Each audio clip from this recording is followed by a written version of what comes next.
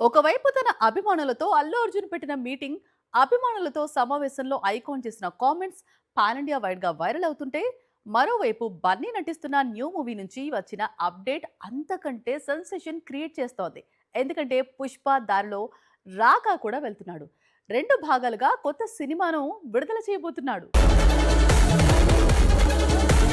పుష్ప 2 తర్వాత అల్లు అర్జున్ నటిస్తున్న రాకా సినిమా కూడా రెండు భాగాలుగా విడుదల కానుందని తెలుగు సినిమా ఇండస్ట్రీలో ప్రచారం మొదలైంది. ఇందుకు చాలా కారణాలు ఉన్నాయట. ముఖ్యంగా సినిమా స్టోరీలో రెండు ప్రపంచాలు, రెండు కాలాల నేపథ్యంలో తెరకెక్కుతుందట. అందుకే ప్రేక్షకులకు ఎలాంటి కన్ఫ్యూజన్ లేకుండా సినిమాను రెండు భాగాలుగా తీసుకురావాలని చిత్ర యూనిట్ భావిస్తోందట. రెండు భాగాలు అంటే మళ్ళీ ఏదో పుష్ప దారిలో ఏళ్లకేళ్లు కాకుండా దురంధర్ చిత్రాల దారిలో 6 నెలల లోపే రెండో భాగం విడుదల చేయాలని అల్లు అర్జున్ కండిషన్ పెట్టాడట. అందుకే సినిమా చిత్రీకరణ పూర్తయిన తరువాత రిలీజ్ డేట్స్ పై క్లారిటీ ఇవ్వనున్నారట. రాకా రెండు భాగాలుగా రావడానికి మరో రీజన్ ఈ సినిమా బడ్జెట్. రాకా ప్రారంభానికి ముందు సినిమా బడ్జెట్ ను 600 కోట్లుగా అనుకున్నారు. కానీ ఇప్పుడు 1000 కోట్లకు బడ్జెట్ పెరిగినట్లు సమాచారం. అంతేకాదు, ఇదే చిత్రంలో ఓ కీలక పాత్రలో షారుఖ్ కూడా కనిపించబోతున్నాడట. జవాన్ తో షారుఖ్ కు 1000 కోట్ల చిత్రాన్ని అందించాడు అట్లీ. అందుకే రాకాలో గెస్ట్ రోల్ కు ఓకే చెప్పాడట. రాజమౌళి సినిమాల్లో ఈ మధ్య తరచుగా బాలీవుడ్ హీరోయిన్స్ కనిపిస్తున్నారు.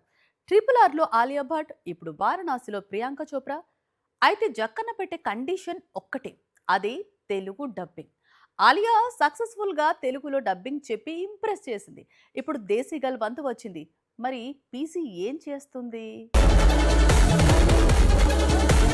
వారణాసి చిత్రానికి సంబంధించి మరో రెండు కీలకమైన అప్డేట్స్ బయటకొచ్చాయి. అవేంటి అంటే, ఈ సినిమా కోసం తెలుగులో సొంతంగా డబ్బింగ్ చెప్పేందుకు ప్రియాంక చోప్రా రెడీ అవుతోంది. అందుకు సంబంధించి దర్శకుడు రాజమౌళి తనకు బాగా సహకరిస్తున్నాడు, ఎంకరేజ్ చేస్తున్నాడు. ఈ విషయాన్ని స్వయంగా పీసీనే రివీల్ చేసింది. మరోవైపు సినిమాకు సంబంధించిన సాంగ్స్ వర్క్ కంప్లీట్ చేశాడు కీరవాణి. అయితే బ్యాక్గ్రౌండ్ స్కోర్ వర్క్ ఇంకా స్టార్ట్ చేయలేదు. సెప్టెంబర్ నుంచి ఇందుకు సంబంధించిన పనులు ప్రారంభం కానున్నాయని, 4 నెలల పాటు నాన్ స్టాప్ గా బ్యాక్గ్రౌండ్ స్కోర్ వర్క్ జరుగునుందని కీరవాణి కూడా అప్డేట్ ఇచ్చాడు. అక్టోబర్ తో సినిమా చిత్రీకరణ మొత్తం పూర్తవుతుందని ఇటీవలే ఓ ఈవెంట్ లో రాజమౌళి చెప్పుకొచ్చిన సంగతి తెలిసింది. ఇక సినిమాను ఏప్రిల్ 7న విడుదల చేసేందుకు సన్నాహాలు జరుగుతున్నాయి. ప్రభాస్ సినిమా అంటేనే అది నెక్స్ట్ లెవెల్. భారీ బడ్జెట్స్ కామన్. రీసెంట్ గా ఫ్లాప్ అయిన రాజాసాబ్ బడ్జెట్ కూడా సుమారు 500 కోట్లు. అలాంటి హీరోతో లో బడ్జెట్ మూవీని తీస్తున్నాడు ఓ దర్శకుడు. ఇప్పుడున్న పరిస్థితుల్లో రెబల్ డేట్స్ దొరకడమే ఒక లక్ అనుకుంటారు ప్రొడ్యూసర్స్. ఇలాంటి situations India's biggest star movie అంటే బడ్జెట్ లేకపోవడం ఏంటి? తెరపై ప్రభాస్ కనిపిస్తే ఒక హై వస్తుంది. ఇక అందుకు తగ్గట్లు గ్రాండియర్ కూడా తోడైతే 100 కోట్ల వసూళ్లు కురుస్తాయి. బాహుబలి నుంచి ఇదే ట్రెండ్ కంటిన్యూ అవుతోంది. అందుకే రెబల్ తో మూవీ అనగానే దర్శక నిర్మాతలు ఏ మాత్రం ఆలోచించకుండా 100 కోట్ల బడ్జెట్ కురిపించేస్తుంటారు. రెబల్ కనిపించిన బ్లాక్ బస్టర్ కల్కి బడ్జెట్ 500 కోట్లు. అలాగే రాజాసాబ్ బడ్జెట్ కూడా ఇంచుమించు ఇంతే. ఇలా ఉంటుంది ప్రభాస్ తో సినిమా అంటే. అందుకే రెబల్ డేట్స్ లాక్ కాగానే దండగా డబ్బులు రెడీ చేసుకుంటారు ప్రొడ్యూసర్స్. ఇలాంటి సమయంలో ప్రభాస్ తో సినిమా తీస్తున్న సందీప్ వంగ పెద్దగా బడ్జెట్ ఖర్చు పెట్టకుండా సినిమాను లాగించేస్తున్నాడట. యానిమల్ లాంటి మూవీని 100 కోట్లు పెట్టి తీశాడు సందీప్ వంగ. ఇప్పుడు చేతిలో రెబల్ స్టార్ ఉన్నాడు. కెమెరాను ప్రభాస్ పై పెడితే చాలు, ఎలా వసూళ్లు కురవకుండా ఉంటాయో చూస్తాను అంటున్నాడట సందీప్ వంగ. బాహుబలి సినిమాల కంటే ముందు ప్రభాస్ ఏ బడ్జెట్ తో అయితే నటించాడో, ఇప్పుడు అదే బడ్జెట్ ను స్పిరిట్ తో రిపీట్ చేస్తున్నాడట సందీప్ వంగ. సంక్రాంతికి థియేటర్స్ లోకి రావాల్సిన సినిమా కానీ అనుకోకుండా వాయిదా పడింది. ఇంతలోకి ఆన్లైన్లోకి లీక్ అయింది. హెచ్డీ ప్రింట్ ప్రతి ఇంటికి చేరింది. కొన్ని కేబుల్ టీవీల్లో సైతం పైరసీ సినిమా ప్రసారమైంది. అయితే 7 నెలల తర్వాత అదే సినిమా థియేటర్స్కు వస్తే ఆడియన్స్ ఏం పట్టించుకుంటారు అనుకున్నారంతా. కానీ రిలీజ్ అయింది దళపతి చిత్రం. అందుకే బాక్స్ ఆఫీస్ రికార్డ్స్ తిరగరాస్తోంది. సెన్సార్ సమస్యలోకి వెళ్లిన చిత్రాలు థియేటర్స్ ముఖం చూసిన చరిత్ర తక్కువ.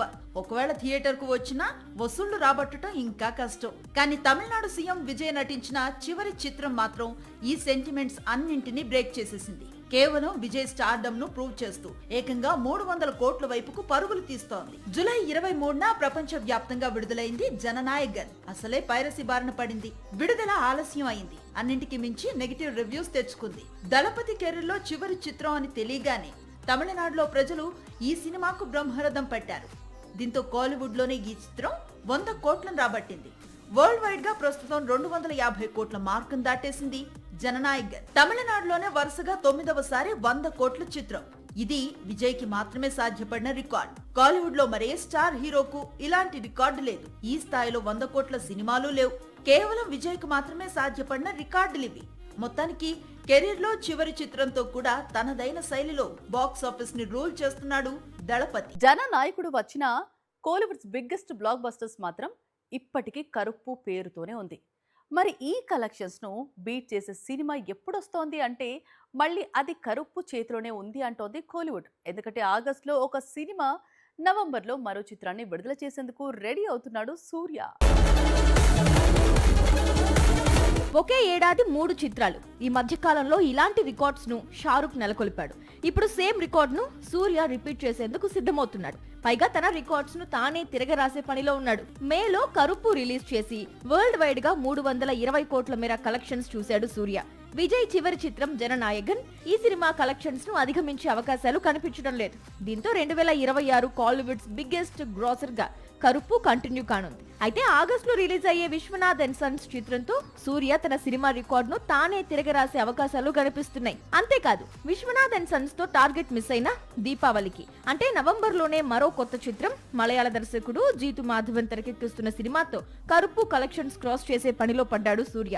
అంతేకాదు అన్ని కుదిరితే ఒకే ఏడాదిలో తమిళ సినిమాకు సింగిల్ ఇయర్ లో 1000 కోట్లు సోలోగా అందించిన ఆశ్చర్యం లేదు అంటున్నాయి అక్కడి ట్రేడ్ వర్గాలు.